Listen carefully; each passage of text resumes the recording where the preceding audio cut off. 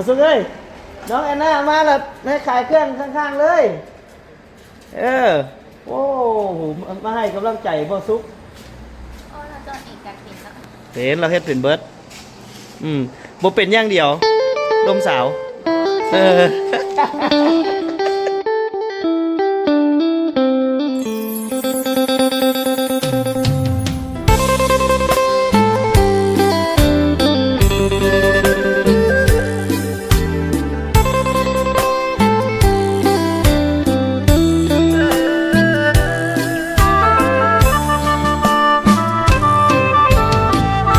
บ่าวบ้านนากายอย่าเฮ็ดใจดำผ่านมาคูณคำแวะแน่เด้ออย่าใจดำลากะหูอยู่ดอกว่าเพิ่นบ่ได้ใส่ใจหักของเพิ่นอยู่กับผู้ใหม่บ่แค่ดอกแค่แฟนเก่าแต่บ่ได้หวังอีหยังเด่นละยามอายกายมากะแวนแน่สำนั้นละเอาก็คนเคยหักจึงยังหวังดีคือเก่าบ่คิดมั่งหักอายกับเขาเป็นแค่น้องสาวก็พอสบายดีนะท่านผู้ชมวันนี้พอจะทำกับหลังจากที่ไปเอาเครื่องจากผู้สาววันนี้ก่อนจากที่ไปเอาหัวจอดนำบ่อตอมมาเนาะพี่น้องๆก็มาเริ่มลงมือเฮ็ดโครงสร้างหลังคาของร้านเบาสุขสันต์เนาะพี่น้องโอ้กำลังใจเบาสุขสันต์อีกว้าเบาสุขผู้สาวให้กำลังใจโอ้มาจะใส่น้องแอนนาโอ้เงินสิออกเลยเงินสิออกนี่มาจะใส่นี่ไปส่งเครื่องให้ใส่โอ้โมเมนต์อันรักมาอันซ้อมเบาสุกบ่โมเมนต์อยู่นี่แต่เปลี่ยนอยู่พุ้นเราเปลี่ยนมาอยู่นี่เอานี่ติดต่อสาวคนนี้แล้วให้เบาสุกนี่ เพิ่นบ่มักเบาสุกซ้ำแม่นวะเลาะบังดูเป็นยังไงเลาะบังดูเป็นตามาบริหารให้บอสุกอยู่วะฮะ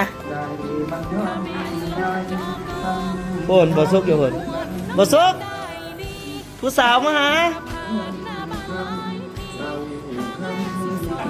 ผู้สาวมาหานี่เอ็นวันนี้มาให้กำลังใจ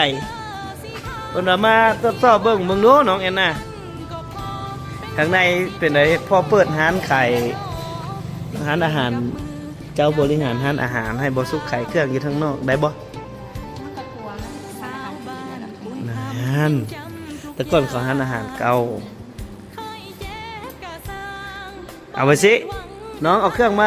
ย่อยมาขายอยู่ข้างๆเราถามได้แล้วว่าร้านอะไรต้องขายบอสุกเลยน้องแอนนามาแล้วให้ขายเครื่องข้างๆเลยโอ้มาให้กำลังใจพ่อซุกเห็นเราเฮ็ดเป็นเบิร์ดบ่เป็นอย่างเดียวลมสาว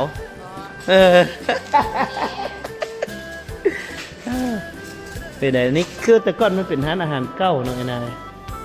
อันนี้แต่ก่อนมันเป็นร้านอาหารถ้าเปิดเป็นร้านอาหารเนี่ยก็คักเลยเนาะ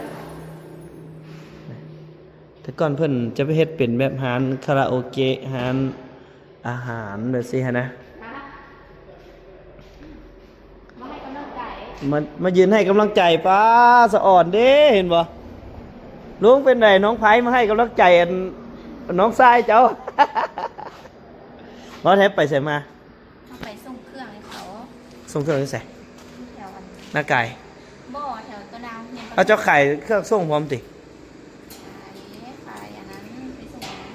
แบบส่งเบียร์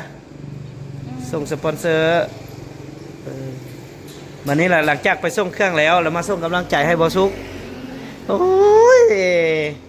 สุกเอ้ยเฮ็ดเวียกบุ้มเมื่อยล่ะน้องอ่ะมีผู้สาวให้กำลังใจอีก แม่นอยู่บ่สุกอันนั้นเนาะบ่สุกนี่เก่งหลายอย่างบ่สุกน่ะสุกเอ้ยแล้วหานนี่แล้วอันไม่เท่าบอกไปเฮ็ดหานอันอยู่หันต่อเลยได้ เด็กคนนี้ยังบ่มีผู้สาวเลยเนาะ บ่ได้ถือเด้เดี๋ยวยืมน้ำน้องไผ่นี่ก็ได้นี่ มีอยู่เดี๋ยวได้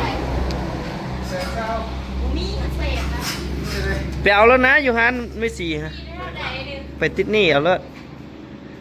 แม่นอยู่บ่สุกนี่เบิ่งดูแม่นบ่สุกอยู่บ่นี่ฮะโอ้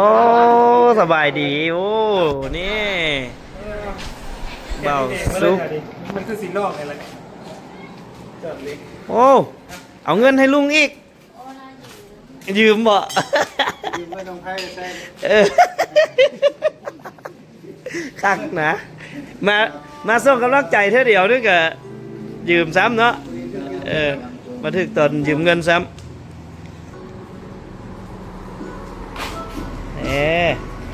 เดี๋ยวไอซีวางแผนให้แอนนาขายเครื่องอยู่ใส่เนาะหานั้นเนาะสุกเนาะให้เพิ่นขายเครื่องอยู่หานั้นเนาะพอดีอยู่ได้มาขายเครื่องสร้อยก้อนก็ได้บ่แบ่งให้ขายอยู่นี่เลยวะโอ้ขั้นทางนั้นเนาะกับเขตนั้นขายให้สาวแอนนาขายเครื่องย่อยอยู่ทางนี้เนาะต่างเฝ้าหานให้บอสุกนำเลยก็ดีอยู่ได้นะลุงเนาะ เดี๋ยวมีผู้ซอยอยู่นี่ก็ดีแล้วเว้ย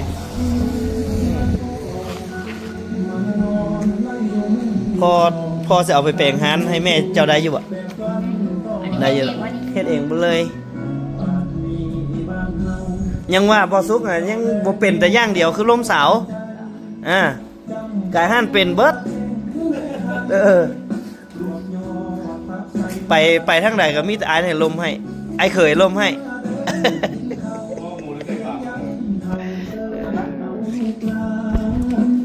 ลองไปนั่งอยู่พุ่นดูไปนั่งกินน้ำสิอยู่แถวนี้ก็ได้สิเป็นอย่างน่าเห็นบ่ก็คืออยู่ได้เป็นบ่นั่นมาส่งกำลังใจให้ถึงที่เลยนี่ทีแรกกันสิขี่รถกายไปละแนมเห็น แม่มาบอกว่าบ่เห็นว่าแม่บอกว่า เที่ยว2 เทื่อแล้วกายไปไกลมาอยู่หั่นนะเห็นขี่รถจักรกายไปไกลมา2 เทื่อแล้วสิคิดว่าแม่นไผน้อหั่นนะแล้วสุดท้ายก็แวะมาไอเอิร์นเอา เป็นกำลังสกัดแล้ว โอ้ขี่ไก่แล้วเนาะไอ้นะขี่ไก่ละ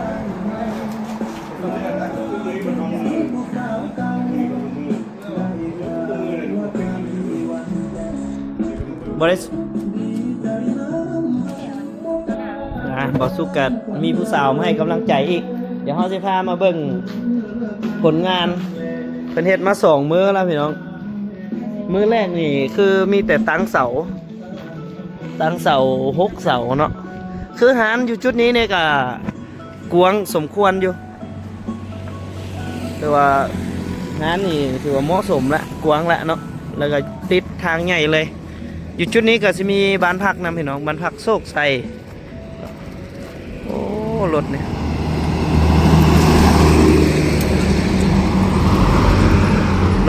รถขนมังไม้มาจากประเทศไทยนี่น้องพี่น้องคือหารจุดนี้ก็แต่ก่อนก็จะมีทำเลหลายอย่างเนาะนั่นก็จะเป็นตูบน้อยๆไว้ให้พัก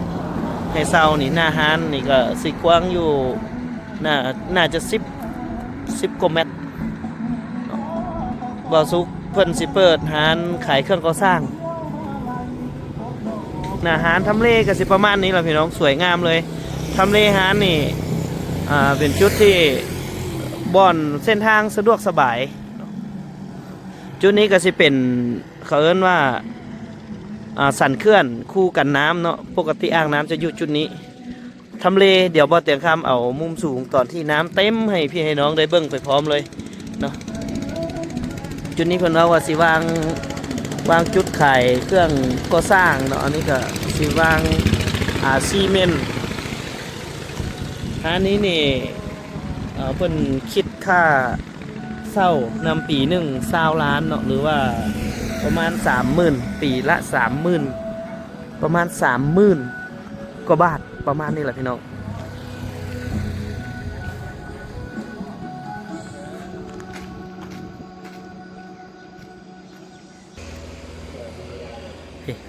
นี่ก็จะเป็นเครื่องจอดตู้จอดของเบาต้อมอันนี้เพิ่นฝากมาให้ไซต์ที่แรกเพิ่นว่าสิขึ้นมาพี่น้องแต่ว่าเพิ่นก็ติดภารกิจไถให้ไถนาเพิ่นแด้มีเวียกมีงานของครอบครัวเพิ่นก็เลยฝากอุปกรณ์เป็นการสนับสนุนเสริมอีกแรงหนึงพี่น้องก็รวมกันก็เป็น2เครื่องนี้มันจังแล้วไวเนาะบ่ซันนี่ยังบ่ทันได้แล้วเลยนะพี่น้องเอ้ยบ่ซันนี่ยังบ่ทันได้แล้วเลยปีหนึ่ง30,000พี่น้องว่าจังไดมันโอเคอยู่บ่พอไซส์อยู่บ่หรือว่าจังไดเนาะพอเศร้าอยู่บ่เดี๋ยวบ่เตียงคำพาเลาะเบิ่งบ่สุกมอดอันนั้นแน่มอดตู้หั่นแน่บ่ได้ไซส์ละมอดแน่จังนั้นมันน็อกเดี๋ยวเราเลาะมาเบิ่งด้านหลังอันนี้ก็จะเป็นด้านหลังหานเบาสุกเนาะปกติแล้วก็สิมีตูบนี้เพิ่นให้พักมีตูบน้อยคอยหักให้พักให้เศร้าอยู่ด้านหลังก็จะมีห้องแถวเป็นห้องพักน่าจะเป็นห้องพักของพนักงานได้ถือว่าสถานที่นี้เพิ่นเฮ็ดให้ครบหมดเลยนะพี่น้องครบหมดแล้วห้องน้ำด้านนอกนี่ก็มีด้านในก็มีปกติด้านหลังนี่มีปลูกต้นไม้ปลูกอันน่ะมีบ่อนให้เฮ็ดสวนอีกถือว่ามาอยู่นี่ก็เฮ็ดสวนน้ำในไฟฟืนมีครบหมดละมีสุ่มหน่อไม้อีกอย่างอีกอยากกินหน่อไม้ก็ได้กินนี่มีบ่อนให้หาหน่อไม้อีกด้านหลังพุ่นเวลายามฝนนี่น้ำจะขึ้นมาเต็มเลยพี่น้องแถวนี้นะน้ำจะขึ้นมาเต็มเลยเวลาพุ่นตันน้ำเคลื่อนไฟฟ้าน้ำเทิน2นี่ก็สิเต็มเลยนี่คือบรรยากาศโดยรวมพี่น้องหารที่เบ้าซุกเศร้าเพื่อที่จะเปิดหารขายเครื่องก่อสร้างเนาะครบกันนะพี่น้องครบไปเลยถือว่าอำนวยความสะดวกสบายอยากกินบักฮุ่งก็ได้กินนี่มะละกอก็มีนี่สามารถมาเอาไปตำได้เลยมี 2-3 ต้นหุ่นถือว่าสำเร็จมีทุกอย่างเลยพี่น้องมีทุกอย่างเลยเดี๋ยวเราเข้าไปเบิ่งหน้าหานจักหน่อยเดี๋ยวไปแซวน้องแอนนาใส่บ่อซุกจักหน่อยหนึงก่อนไปมาทางหน้าหานพี่น้อง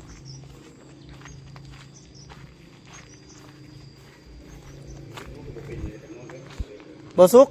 อันตัวตูบน้อยหันกะตูบน้อยน่ะก็ได้วะเพิ่นต่อไปเพิ่นสิให้เช่าให้อยู่บ่ของเจ้าของเพิ่นมาเช่าพักเช่าเพิ่นมานอนอยู่นั่นเลยมาเท่านอนอยู่นั่นเลย โอ้แล้ว นอนเบิ่งนะนอนเบิ่งมาเฝ้าให้แต่ว่าบัดเวลาเฮามาอยู่เด้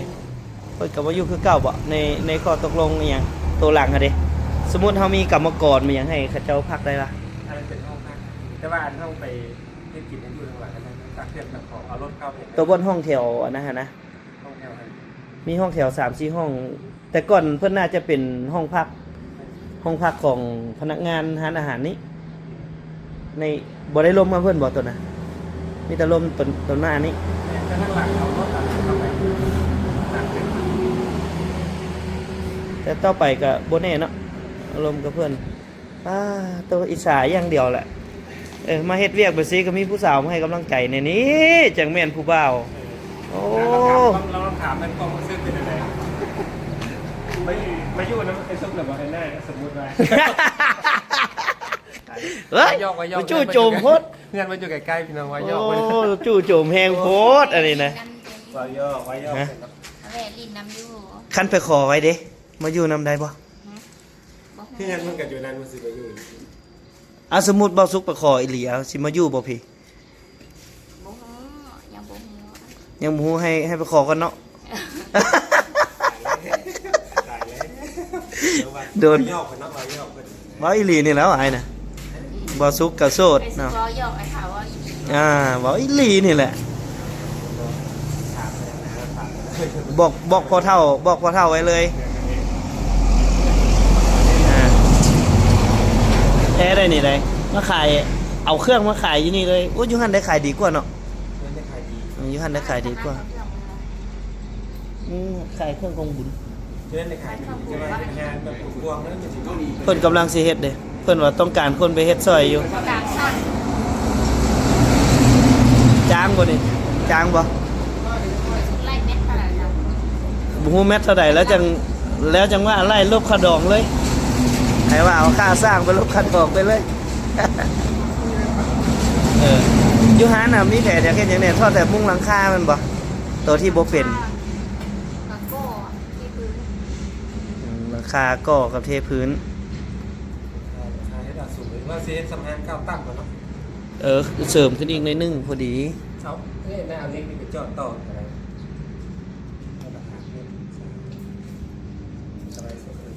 สิมุงหยังมุงเอารถซิ่ง ให้ดาวสูงเลย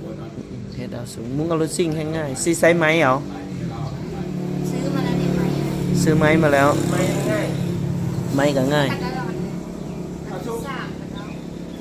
ปิด ไม้ก็ง่ายอยู่ หัวแล้วก็เอาอันนั้นนะปิดนะ อืม เอาใส่น็อตเปิดเลยนะ แม่นใส่น็อตซีลงเลยซีลงไปเลยนะที่จริงมันก็บ่ได้ยากบัดเลย ไอ้ขาวกับมุ้งได้มา ให้เคยไปมุงบางเทื่อนี่แล้วตอนนี้นี่สิเอาไปเฮ็ดอันโครงหลังคาขึ้นครัวต่อเลยได้นี่เนาะเล็กนี่ต้นแพงบ่สุกเล็กนี่เล็กเสานี่ เลขสามมี300,000 380,000ซื้ออยู่นี่ว่าซื้ออยู่รักซาวย าว6 เมตร อันนี้สิบ่เอาสูงปานนั้นดอกบางเทื่อเบิ่งเล็กเศษบ่สุกก่อนเทื่อก็สิต่อเอา2เสานึงหน้า2เสานึงไปต่อแล้วก็ซื้อเล็กเสริมเดี๋ยวฟ้าวไปไสเลยนี่ เป้าเมื่อยังไปตลาดนะ โอ้ยแล้วบ่สุกมันก็จอดเล็กบ่แล้วไปสิโอ้ย จอดแค่ทีเดียวเลย บ่บอกไอ้สุกไปมุ้งหลังคาให้บ่หลังจากแล้วนี่ให้ไอ้สุกไปจอดให้รถโอ้มีมากอีกอย่างอีกนี่ม่วงกระสอสุกเลยสิบ่ยัดโบก ข้าวเหนียวมะม่วงกันเลย ข้าวเหนียวมะม่วงอะไรยัดโบกเขินมะม่วงยัดโบก หากระยิงเจ้าเอาเนี่ยแหละ อ้าวมะม่วงยัดโบกเขาฮู้ทั่วบ้านทั่วเมือง ว่าวะ บ่เด้อบ่แม่นข้าวเหนียวมะม่วงได้มะม่วงยัดโบกไปเดี๋ยวเบิ่งทำเลทางนี้พี่น้องโอ้เพิ่นมีผู้สาวมาให้กำลังใจเบาสุกก็ได้เดี๋ยวให้เบิ่งบรรยากาศทางนี้พี่น้องนี่อันนี้คือวิวอยู่ข้างหานที่จะมาซอยเบาสุกที่ข้างหานเบาสุกพี่น้องเอ้ยแต่ว่าจุดนี้นี่น้ำเทินเพิ่นสิบ่ให้อันเฮ็ดหยังเลยเนาะจุดนี้สิบ่ให้เฮ็ดหยังเลยจุดนี้แม่นบ่ได้เฮ็ดหยังถือว่าเพิ่นให้ไซส์เฉพาะแต่สุดแต่เขตหานนี่แหละต่อเติมออกมาอีกบ่ได้เนาะอันนี้คือวิวหานเบาสุกพี่น้องเอ้ยเดี๋ยวจังใดก็รอติดตามเบิ่งว่าตอนแรงพวกเฮาสิได้หลายส่ำใดรอติดตามน่าจะจอดเล่มๆเท่านี้คืนแล้วก็เบิดเท่านี้ล่ะเวียกมื้อนี้เนาะก็สิเป็นต่อมื้ออื่นสิได้มุงหรือบ่มื้ออื่นก็รอติดตามเบิ่งค่ำแล้วพี่น้องเอ้ยก็เตรียมที่จะกลับกะเวียกงานมื้อนี้ก็คือสิได้ซ้ำนี้เนาะเดี๋ยวเบิ่งมื้ออื่นพุ่นละจังสืบต่อจอดตัวนี้แล้วก็กลับแม่นบ่พี่น้องบรรยากาศเบาสุกกะเฮียนเฮ็ดเท่าไหร่เนาะพี่น้องเอ้ยทุกสิ่งทุกอย่างคันเฮาบ่เริ่มต้นมันก็สิบ่เป็นถ้าเฮาค่อยเรียนรู้ไปทุกสิ่งทุกอย่างมันก็สิเป็นบ่เกินความพยายามของคนดอกเฮ็ดหยังก็ได้โทรศัพท์เพิ่นอยู่ใน นี่ก็เตรียมถือว่าสำเร็จมาคันหนึ่งเนาะตามแผนนี่ก็น่าจะจอดเป็นโครงสร้างจุดนั้นแล้วก็ใส่แผ่นสันไทยหรือว่าอะลูซิ่งเนาะภาษาลาวเฮาเอิ้นว่าอะลูซิ่งไทยก็สิแม่นสันไทยในการแอมแล้วก็ใส่ประตูอีหยังไปใส่ประตูแบบยูเป็นฝาไปแบบนี้นะพี่น้องถ้าใส่ประตูดึงลากลงนี่มันสิรับน้ำหนักหลายโพดจังไรก็ฝากเป็นกำลังใจให้กับเบ้าสุขสันต์ให้กับเบ้าสุขนำเนาะกับการเปิดร้านของเพิ่นกับนักธุรกิจใหม่ที่จะสร้างเนื้อสร้างโตพี่น้องเอ้ยเพิ่นก็สร้างเนื้อสร้างโต